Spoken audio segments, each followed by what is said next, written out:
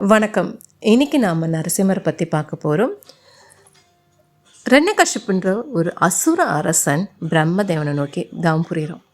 இவனுடைய தவத்தால் சந்தோஷம் அடைஞ்ச பிரம்மதேவன் இவன் முன்னாடி தோணி என்ன வரம் வேணும்னு கேட்குறாரு. இவனும் தனக்கு சாகா வரம் வேணும்னு சொல்லி கேட்குறான்.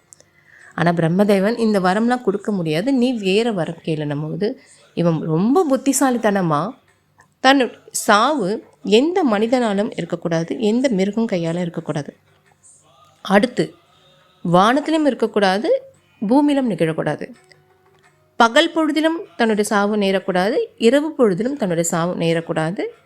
அதே மாதிரி இந்த உலகத்தில் இருக்க எந்த ஆயுதத்தாலும், எந்த கூர்மையான ஆயுதத்தாலும் தன்னுடைய சாவு இருக்கக்கூடாது அப்படின்னு வரம் கேட்குறான். பிரம்மதேவரும் சரின்னு சொல்லிட்டு போயிடுறாரு. இவன் இந்த வரத்தை வாங்கினதுக்கப்புறம் இவனோட கொடுமைகள் அதிகமானது. 3 உலகங்களில் இருக்க எல்லார்ட்டையும் நாராயணனை வழிபடக்கூடாது, தன்னை மட்டுமே வழிபடணும்னு ஒரு உத்தரவு போட்டான். இவனுடைய மகனான பிரகலாதன் சிறந்த நாராயணனோட பக்தன், எப்பவும் ஹரிநாமத்தை சொல்லிட்டு இருப்பான். அதனால் கோபமடைஞ்ச இரண்யகசிப்பு பிரகலாதன் பல முறை கொல்ல முயற்சி செய்தும் அனைத்திலும் தோல்வி அடைகிறார்.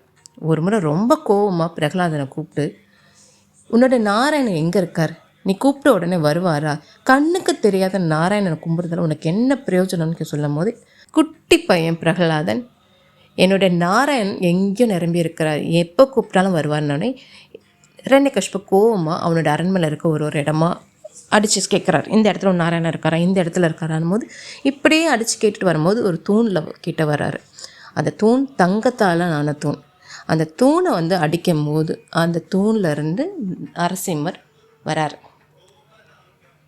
கோபமாக இரண்யகசிப்பு தன்னுடைய மடியில் எடுத்து வச்சு அவனை வதம் செய்கிறாரு.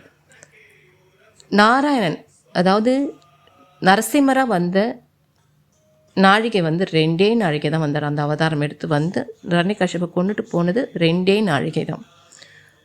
அவன் கேட்டபடி, அதாவது இரண்யகசிப்பு கேட்டபடி இவனுடைய சாவு மனிதன் கையாலும் இல்லாமல் மிருகம் கையாலும் இல்லாமல் நரசிம்மர், அதாவது அரை மனிதன் அரை மிருகமான நரசிம்மர் கையாலும் நேர்ந்தது.